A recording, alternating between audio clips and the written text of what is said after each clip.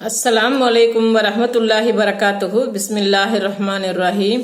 அன்பான சகோதர சகோதரிகளே, எல்லாம் வல்ல அல்லாஹ்வின் நல்லடியார்களே, இன்று நாம் காண இருக்கும் தலைப்பு குர்ஆன் கூறும் குற்றவியல் சட்டங்கள்.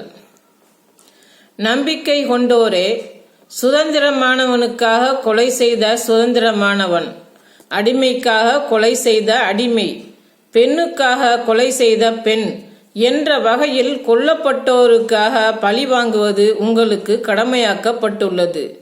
கொலையாளிக்கு கொல்லப்பட்டவனின் வாரிசாகிய அவனது கொள்கை சகோதரன் மூலம் ஏதேனும் மன்னிக்கப்படுமானால் நல்ல விதமாக நடந்து அழகிய முறையில் நஷ்ட ஈடு அவனிடம் வழங்க வேண்டும். இது உங்கள் இறைவன் எளிதாக்கியதும் அருளுமாகும். இதன் பிறகு யாரேனும் வரம்பு மீறினால் அவருக்கு துன்புறுத்தும் வேதனை உள்ளது. அறிவுடையோரே, பழிக்கு பழி வாங்கும் சட்டத்தில் உங்களுக்கு வாழ்வு உள்ளது. இச்சட்டத்தினால் கொலை செய்வதிலிருந்து விலகிக் கொள்வீர்கள். அல் குர்ஆன் அத்தியாயம் 2 வசனம் 178. உயிருக்கு உயிர், கண்ணுக்கு கண், மூக்குக்கு மூக்கு, காதுக்கு காது, பல்லுக்கு பல் மற்றும் காயங்களுக்கு பதிலாக அதே அளவு காயப்படுத்துதல் ஆகியவற்றை அதில் தௌராத்தில் அவர்களுக்கு விதியாக்கினோம். பாதிக்கப்பட்ட யாராவது அதை மன்னித்தால் அது அவருக்கு பாவங்களுக்கு பரிகாரமாக ஆகும். அல்லாஹ் அருளியதன் அடிப்படையில் தீர்ப்பளித்தோர் நீதி இழைத்தவராவார். அல் குர்ஆன் அத்தியாயம் 5 வசனம் 45. அல்லாஹ் தடை செய்துள்ள உயிர் கொலையை தக்க காரணமின்றி செய்யாதீர்கள். அநியாயமாக கொல்லப்பட்டோரின் பொறுப்பாளருக்கு அதிகாரம் அளித்துள்ளோம். அவர் கொல்வதற்காக வரம்பு மீறிட வேண்டாம். அவர் உதவி செய்யப்பட்டவராவார். அல் குர்ஆன் அத்தியாயம் 17 வசனம் 33. கொலை செய்தவனுக்கு அரசாங்கம் மரண தண்டனை விதித்தால் கொலை செய்ய எவருமே துணிய மாட்டார்கள். பல்லை உடைத்தால் தனது பல்லும் அரசாங்கத்தினால் உடைக்கப்படும் என்பதை அறிந்தால் எவருமே அடுத்தவரின் பல்லை உடைக்க மாட்டார்கள். சட்டங்கள் இப்படித்தான் இருக்க வேண்டும் என்பதை நியாயமான சிந்தனையுடைய யாரும் மறுக்க முடியாது. பாதிக்கப்பட்டவன் மன நிறைவு பெறும் வரையில் தண்டனை அளிக்கப்படாவிட்டால் பாதிக்கப்பட்டவனே குற்றவாளியாகும் நிலைமையும் உருவாகும். கொலை குற்றத்திற்காக கைது செய்யப்பட்டவன் ஜாமீனில் விசாரிக்கப்படும் போது, சிறைச்சாலையிலிருந்து நீதிமன்றத்திற்கு அழைத்து செல்லப்படும் போது கொல்லப்பட்டவனின் உறவினர்கள் அவனை கொன்று விடுவது அன்றாட நிகழ்ச்சியாகி வருகிறது. இந்த நிலைமைக்கு என்ன காரணம்? கொலையாளியை இந்த சட்டங்கள் தண்டிக்காதது, தண்டித்தாலும் அது போதுமானதாக இருக்காதது என்ற எண்ணத்தின் காரணமாகவே கொலை செய்யப்பட்டவனின் உறவினர்களும் கொலையாளிகளாகி விடுகிறார்கள். குற்றங்கள் அதிகரிப்பதற்கு இதுவும் முக்கிய காரணமாக உள்ளது. கொல்லப்படுவது அல்லது சிலுவையில் அறையப்படுவது அல்லது மாறுகை வெட்டப்படுவது அல்லது நாடு கடத்தப்படுவது ஆகியவையே அல்லாஹ்வுடனும் அவனது தூதரனும் போர் செய்து பூமியில் குழப்பம் செய்ய முயற்சிப்போருக்கு உரிய தண்டனை. இது அவருக்கு இவ்வுலகில் ஏற்படும் இழிவாகும். அவருக்கு மறுமையில் கடும் வேதனை உண்டு. அல் குர்ஆன் அத்தியாயம் 5 வசனம் 33. நம்பிக்கை கொண்டவர் இன்னொரு நம்பிக்கை கொண்டவரை தவறுதலாகவே தவிர கொலை செய்தால் தகாது. நம்பிக்கை கொண்டவரை யாரேனும் தவறுதலாக கொன்றுவிட்டால் நம்பிக்கை கொண்ட அடிமையை விடுதலை செய்ய வேண்டும். அவனது கொல்லப்பட்டவனது குடும்பத்தார் தர்மமாக விட்டு கொடுத்தால் தவிர அவர்களுக்கு நஷ்ட ஈடு ஒப்படைக்கப்பட வேண்டும்.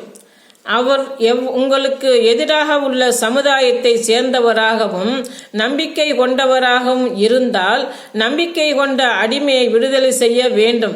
அவர் உங்களுடன் உடன்படிக்கை செய்த சமுதாயத்தை சேர்ந்தவராக இருந்தால் அவரது குடும்பத்திற்கு நஷ்ட ஈடு வழங்கி நம்பிக்கை கொண்ட அடிமையையும் விடுதலை செய்ய வேண்டும். இதில் எதுவும் கிடைக்காதோர் தொடர்ந்து 2 மாதங்கள் நோன்பு நோற்க வேண்டும். இது அல்லாஹ்வின் மன்னிப்பாகவும் அல்லாஹ் அறிந்தவனாகவும் ஞானமிக்கவனாகவும் இருக்கின்றான். அல் குர்ஆன் அத்தியாயம் 4 வசனம் 92. ஒருவன் தவறுதலாக இன்னொருவனை கொன்றுவிட்டால் அதற்கான நஷ்ட ஈடு அளிக்கப்பட வேண்டும் என்று இவ்வசனம் கூறுகிறது. நஷ்ட ஈட்டின் அளவு திருக்குர்ஆனில் கூறப்படவில்லை. ஆயினும் தவறுதலாக ஒருவர் இன்னொருவரை கொன்றுவிட்டால் 100 ஒட்டகங்கள் அல்லது 200 மாடுகள் அல்லது 2000 ஆடுகள் நஷ்ட ஈடாக அளிக்கப்பட வேண்டுமென்றும், இந்த நஷ்ட ஈடு கொலை செய்தவனின் அனைத்து வாரிசுகளிடமிருந்து கூட்டாக வசூலிக்கப்பட வேண்டுமென்றும், வசூலிக்கப்படும் நஷ்ட ஈட்டை கொல்லப்பட்டவனின் வாரிசுகள் இஸ்லாமிய வாரிசுரிமை சட்டப்படி பிரித்து கொள்ள வேண்டும் என்றும் நபிகள் நாயகம் ஸல்லல்லாஹு அலைஹி வஸல்லம் அவர்கள் விளக்கியுள்ளார்கள். திருடுபவன் திருடுபவள் ஆகிய இருவரின் கைகளை வெட்டிவிடுங்கள். இது அவர்கள் செய்ததற்குரிய கூலியும் அல்லாஹ்வின் தண்டனையுமாகும். அல்லாஹ் மிகைத்தவன் ஞானமிக்கவன். அல் குர்ஆன் அத்தியாயம் 5 வசனம் 38. திருட்டு குற்றத்தில் ஈடுபடும் ஆண்கள் பெண்கள் ஆகியோரின் வலது கை மணிக்கட்டு வரை வெட்டப்பட வேண்டும் என்று மேற்கண்ட வசனம் கூறுகிறது. இப்படி கையை வெட்டினால் அவன் தொடர்ந்து திருட மாட்டான், திருடவும் முடியாது. மீண்டும் திருடுவதற்கு மனதாலும் எண்ண மாட்டான் என்பது ஒரு நன்மை. முதலாக திருட எண்ணுபவனும் அதற்கு கிடைக்கும் தண்டனையை அறியும் போது திருட துணிவு பெற மாட்டான். இது மற்றொரு நன்மை. கை வெட்டப்பட்டவனை பார்க்கும் போது அவன் திருடன் என்பதை மற்றவர்கள் அறிந்து கொள்ள இயலும்.